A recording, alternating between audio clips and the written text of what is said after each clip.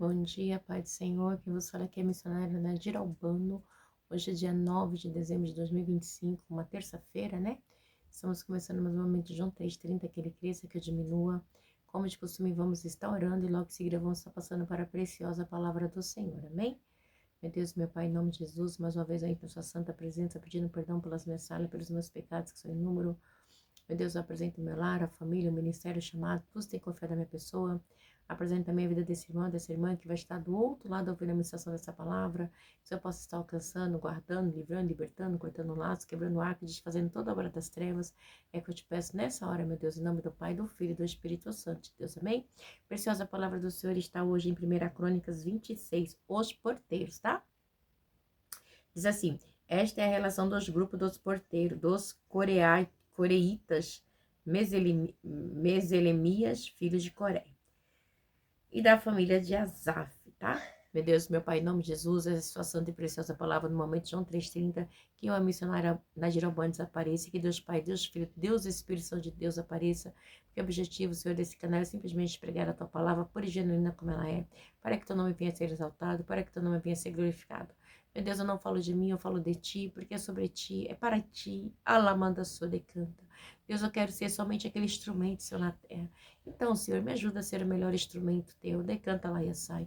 Me dê entendimento, me dê sabedoria da tua palavra. Que teu Espírito Santo de Deus venha me guiar, venha me direcionar, venha me ensinar cada dia mais aquilo que está na tua palavra, Senhor. Como o apóstolo Paulo disse, o mistério do evangelho é como revelado, né? Que esse mistério possa ser revelado a mim a cada dia, para que eu possa ministrar com humildade e sabedoria, para que teu nome venha a ser exaltado, para que teu nome venha a ser glorificado, em nome do Pai, do Filho e do Espírito Santo. Deus, amém, Jesus, amém? A palavra vai dizer assim, os porteiros, tá? Esta é a relação dos grupos dos porteiros. Dos coreitas, Meselemias, filhos de Coré, da família de Asaf. Foram estes os filhos de Meselemias, Zacarias o primeiro, Gedial o segundo, Zebadias o terceiro, Jetinel o quarto, então Elão o quinto, Joanão o sexto e Elionai o sétimo. Foram estes os filhos de Obed-edom. Olha os filhos de Obed-edom, aquele que a arca do Senhor decanta lá e sai, ficou na casa de Obed-edom. A arca do Senhor ficou na casa de Obed-edom por 3 meses. E na casa de Obed-edom houve, a Lamanda Suri decanta, né? Uma grande prosperidade da parte de Deus, amém? Essemaías o primeiro, Jeozabade o segundo, Joás o terceiro, Zacaro o quinto, Natanael, Zacaro o quarto, Natanael o quinto, Amiel o sexto, Zacaro o sétimo, e Peuletai o oitavo, pois Deus havia abençoado Obed-edom. Né, você lembra? Quando Davi, vou lembrar para os irmãos aqui, quando Davi sai para levar a arca do Senhor, né, porque ele queria que a arca estivesse lá na presença do seu reinado, Davi ele vai e ele pega um carroção de bois, né, um carroção novo, e ele põe a arca em cima, tá? Ele fez igual os filisteus fez quando devolveram a arca para o Senhor. Só que para levar a arca não era num carroção de boi, tá? Eram os levitas que tinham que levar, porque tinha assim umas varas que tinha umas alças do lado e enfiava aquelas varas, tá? Os levitas nem encostavam na arca, porque na arca continha a presença do Senhor, tá? Era a presença do Senhor, onde tinha vara de Arão, né? Que floresceu no deserto, as tábuas dos mandamentos, né? A tábua dos 10 mandamentos e também o maná, tudo que o povo de Israel recebeu no deserto. Então, não poderia encostar, tá? Tinha a presença do Senhor. O único que poderia encostar era os sacerdotes, tá? Então, Davi, ele manda buscar e a arca vem. Mas o que acontece? Uzá, tá? A arca vai e aí a arca tropeça, Uzá põe a mão. Na hora que Uzá põe a mão na arca, Uzá é fulminado, tá bom?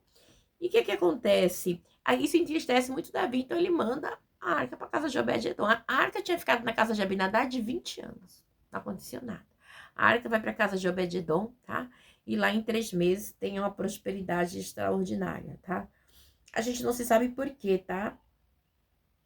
A bênção do Senhor foi sobre a família de Obed-edom. Porque provavelmente tinha alguma coisa diferente, né? Isso é muito interessante, igreja, porque depois, quando Davi, ele manda buscar a arca na casa de Obed-edom, ele já manda direito, ele já manda quem é de direito para pegar a arca, quem é? Os levitas, tá? E conforme os levitas vêm, os tocadores tocando, vai sacrificando. E aí, né, ela manda Shuri decanta, né? A arca volta da maneira que tem que ser, tá? E é muito interessante, igreja. Lamanda Shuri decanta, né? Que no retorno da arca, a primeira vez, né? Que acontece isso com o Zá. Oi, amor, deixa eu dar um pause. Ah, é? Põe lá, essa bala é dura, até do Marcos. Então, quando a arca ela retorna, né? Que ele tenta buscar a arca, que acontece tudo isso, acaba trazendo uma tristeza muito grande para Davi, ok? E aí, mas depois ele fala, não, eu não posso ficar sem a arca, sem a presença do Senhor. Então aí, o retorno da arca, né? Ela é voltada de novo, ela volta da maneira certa, né? E aí, porque ele sabe que, né, a arca, ela tinha que ter, a arca representava Deus, né? Mas, então, quando a arca, né, se vocês quiserem ver essa parte também, vou deixar aqui só para você ter uma ideia, no versículo 1 Crônicas 13, tá? Versículo 7, tá? Vamos ler assim, ó. Da casa de Abinadad, levar a arca de Deus num carroção novo, conduzido por Uzá e Aiô. Esse Uzá e Aiô, eles eram filhos de Abinadad, eles não eram levitas, tá? Davi e todos os israelitas iam dançando, cantando com todo vigor diante de Deus, ao som das harpas, liras, tamborins, símbolos e cornetas. Quando chegaram à eira de Quidom, Uzai esticou o braço e segurou a arca, porque os bois haviam tropeçado. E a ira do Senhor acendeu-se contra Uzai, e ele o feriu por ter tocado na arca. E Uzai morreu ali mesmo, diante de Deus. Davi ficou contrariado, porque o Senhor e sua ira havia fulminado Uzai. Até hoje, aquele lugar é chamado Perez Uzá, tá bom? Então, igreja, Uzá, ele não era levita, tá? Ele era filho de Obed-edom, tá? Então, assim, é bem complicado, porque ele teve uma boa intenção? Óbvio que ele teve, ok? Ele não queria que a arca caísse, tá? Então, assim, porque Uzá, ele era filho, os descendentes de Abinadad, tá? Então, Uzá, simplesmente, assim, morreu, tá? Aí depois, quando Davi, ele vai trazer a arca de novo, né? Ele fala assim, não, vou levar a arca já no 15. Aí ele faz certo, ele convoca os líderes, tá? Aí ele disse assim, vou chamar os levitas, tá? E aí, vamos ler aqui no 15, versículo 13. Pelo fato de vocês não terem carregado a arca na primeira vez, a ira do Senhor, o nosso Deus, causou destruição entre nós. E nós não tínhamos consultado sobre como proceder. Então, os sacerdotes, os levitas, se consagraram para o transporte a arca do Senhor, o Deus de Israel. Tá bom? E aí, a arca é trazida de novo, tá? Então, ele está da maneira certa, tá bom? Então, Uzá, ele é morto. Alamandá, sorecanta, laiaçai, né? Porque a arca, a presença do Senhor, não poderia ser trazida de qualquer maneira, ok? A presença do Senhor tinha que ser trazida da maneira certa, tá bom? Tinha que consultar, tá? Tinha que trazer da maneira certa. Então, né, quando acontece isso com Uzá, tá? Aí ai, Jesus, né? Acontece o que aconteceu. Então, gente, vamos voltar aqui, que eu quis só lembrar essa partezinha aqui da história de Obed-edom, tá bom? Seus filhos, Semaías, também teve filhos, que foram líderes da família do seu pai, pois eram homens capazes, foram estes os filhos de Semaías. Então, Deus, igreja, sempre procura pessoas capazes, decanta lá e sai, né? Para fazer a sua obra, tá? Foram estes os filhos de Semaías, Otni, Rafael, Obed, Ezabade, os parentes dele, Eliú, Semaquias, também foram homens capazes. Todos esses foram descendentes de Obed-edom, tá? Descendentes de Obed-edom. Então, Deus, o que Obed-edom fez, né? Então, foi algo tremendo ali. Ele deveria ser um homem de oração, de busca na presença do Senhor. Era capaz e aptos para a obra. Eram todos 62 descendentes de Obed-edom. Então, Deus fala aqui de Obed-edom como um homem, né, que era capaz, ele e a sua família. Meselamias teve 18 filhos e parentes, chegando todos eles capazes. Foram estes os filhos de Rosá, ou Merarita. Sim, que foi nomeado chefe por seu pai, mesmo não sendo mais velho, Uquias o segundo, Tebalias o terceiro, Zacarias o quarto, os filhos parentes de Rosá foram 3 ao todo.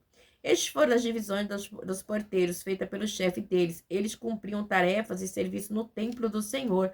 Então, que eles cumpriam tarefas e serviço no templo do Senhor, assim como seus parentes. Então, olha o motivo porque a casa de Obed-edom prosperou. Lançaram sorte entre as famílias, incluindo jovens e velhos, para que cuidassem de cada porta. A porta leste coube a Selamias. Então lançaram sorte para seu filho Zacarias. Sábio conselheiro, a porta norte foi sorteada por ele. E a sorte da porta sul, para Obed-edom e do depósito para seus filhos, né? Então, Obed-edom era um homem de Deus, ok? A sorte da porta oeste e da porta de Selecate, na rua de cima, saiu para Suquim e Rosa. Os guardas ficavam um ao lado do outro. Havia 6 levitas, um para o dia no leste, 4 no norte, 4 no sul, 2 de cada vez no depósito. Então, tinha todo uma separação, tá? E quando ao palácio oeste havia 4 na rua dos seus próprios pátios. Foram estas divisões dos porteiros, descendentes de Coré e Merali. Tesoureiro e outros oficiais. Outros dos seus irmãos levitas estavam encarregados dos depósitos dos tesouros do templo de Deus e do depósito das dádivas sagradas. Os gersonitas, igreja, é muito interessante, porque as coisas de Deus, ela é com ordem, tá? A gente vê aqui, decanta lá e açaí, que tinha uma divisão, tá? Era tudo certinho, tá? Os gersonitas, descendentes de Ladã, que era chefe da família pertencente a Ladã, foram Jeielé e seus filhos Etã e Joel. Seus irmãos estavam encarregados da tesouraria do templo do Senhor. Então, tinha todo o sistema, tá? Dos filhos de Arão, de Esar e de Hebron e de Uziel, Zebuel, os descendentes de Gerson, agora os descendentes de Gerson, tá? Filho de Moisés, era o oficial encarregado dos depósitos dos tesouros. Seus parentes por parte de Eliezer foram seus filhos Reabias, que foi pai de Jesaías e avô de Jorão e bisavô de Zincre, tá? Jorão, lembra do rei Jorão? Trisavô de Selemote. Então, a igreja tinha todo um contexto. Então, igreja, no resumo, quando a gente vê a palavra do Senhor, eu gosto sempre de deixar bem claro, tá? A palavra, ela é interligada uma com a outra. Ela não erra, tá? A palavra, ela é uma coxa de retalho que dá certinha. Selamote e seus parentes estavam encarregados de todos os tesouros, consagrados pelo rei Davi, pelo chefe da família, que eram os comandantes de 3.000, de 1.000 e de 100, pelos outros líderes do exército. Eles consagravam parte dos depósitos tomados em combate. Então, tinha todo o sistema. Eles iam, né, consagravam os despojos, né, que era tomado em... Eles consagravam os despojos que eram tomados em combate para a manutenção do templo do Senhor. E todas as dádivas consagradas pelo vidente Samuel, por Saul, filho de Equis, por Abinel, filho de Ner, por Joabe, filho de Zeraí, e todos os demais dádivas consagradas estavam sob o cuidado de Selomote e seus parentes. Então, a igreja era tudo. Então, a igreja tinha tudo, porque era muito ouro, era muita coisa, era muito despojo. Então, tinha uma hierarquia, tinha uma divisão. Ela manda chore e decanta. Você é responsável desse departamento, você fulano é desse. E assim, sucessivamente, amém? Dos filhos de Esar, Kenanias e seus filhos ficaram responsáveis pelos negócios públicos de Israel, atuando como oficiais e juízes, tá? Eles atuavam como o quê? Oficiais e juízes. Público de Israel, oficiais e juízes. Dos filhos de Ebom, Razabias e seus parentes ficaram responsáveis por trabalho do Senhor pelo serviço do rei de Israel, oeste do Jordão e ao redor, Jordão, e ao todo eram 1.700 homens capazes.